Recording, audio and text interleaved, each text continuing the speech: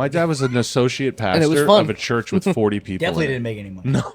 Yeah. Dude, the house we grew up in, listen to this story. This is one of the funniest stories I've ever heard my family tell, but it was me, my brother, and my sister living in a one-bedroom house off somebody's property that was barely legal, okay? Dude, the furnace, this is the living room where we're sitting right now, and the furnace was right in the middle of it. We still had to use like 3 kerosene heaters because the house was freezing, infested with huge wolf spiders. Like me, my brother, and my sister slept in the hallway, and my mom would like walk to go to bed, and like just like a big wolf spider sitting on my chest while I'm sleeping. my like God, in the walls. So this house, the walls were infested with this family of raccoons. Like they found a way to get into the walls, and they lived in the walls. So in my parents' bedroom, the ceiling, like the wall was like maybe 4 feet tall, and the ceiling would come down, and it was like one of those. textured. So my dad and mom are laying there, and these raccoons are just going nuts one night. Just nuts. He's like, I can't take this anymore. The landlord would do nothing. Yeah. The landlord was so nasty, this old man. Our roof caved in during a rainstorm. He didn't fix it for like 3 months. Yeah. He's like, okay, well, what do you want me to do about it? Like, what do you want? It sounds like a you problem. We had a tarp. We had to buy our own tarp just to like get by. And we couldn't move anywhere. We were broke. And we lived with a tarp there. So my dad's laying there and he's listening. He's like, I'm going to do something. So he starts banging on the ceiling, just banging on the ceiling to try to scare the raccoons. And the raccoon, he can hear it go to the side of his bed. And he starts trying to like bang them out of the house, and he punches a hole. And he pulls his fist out, and like he sees these 2 little eyes looking at him from beside. So he goes, well, I'm in it now, so I'm just going to rip the sheetrock out. So he starts ripping the sheetrock out. Oh my God. Clears it out, and here stands the mother of all raccoons.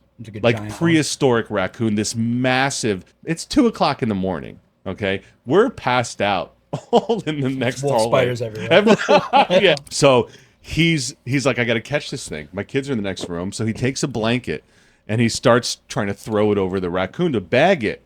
And it's dodging him. Yeah. It's literally like, just like dodging every move, peeing and crapping everywhere. Yeah. So at 45 minutes, he's trying to do this. And he goes, Sherry, I can't get that. My mom's name is Sherry. He goes, I can't get this thing. Give me that corn shucking knife. So my mom has this corn shucking knife from when she grew up on the farm. On the nightstand. On the nightstand. He's like, give me the knife. And it had a sharp point, but it was kind of dull. Yeah. So he goes, give me the knife. And he starts to try to stab this thing. Oh my God. The raccoon grabs the knife. And won't let go. Oh, yeah. Their hands are like... And it's just like, they're human. And my dad's like tug of war with this raccoon. So when my mom gets scared, she laughs and gets like, when she gets like nervous, she like laughs and gets like goofy. Yeah. She knocks the only light over in the room. No. Pitch black. My dad is sitting there like with this nocturnal creature who can see just fine. He's like, Sherry, go get a light bulb. Put a light bulb back in the lamp. She gets the light bulb, knocks it over again. My dad is fighting with the raccoon and livid at his wife at the same time. They finally decide to call the police. So they call the police or animal control, whoever came. They come in and just start shooting. Yeah, start blasting. They just start play with your hands. Yeah, exactly. So they call the cops. Just kidding. And my dad's sitting there. He's got 3 young kids. And he's like, okay, do me a favor. He still has this raccoon at bay with this knife because he doesn't want it to get loose in the house. So he's like, okay. She comes up. She's like, the cops are on their way. He's like, okay, do me a favor. Go down and clean the house a little bit so they don't think we're slobs. So my mom is downstairs vacuuming. She's downstairs vacuuming while my dad is fighting a raccoon in the second floor.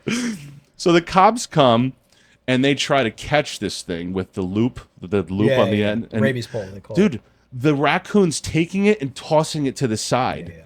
Like deflecting everything. Finally, the guy gets it.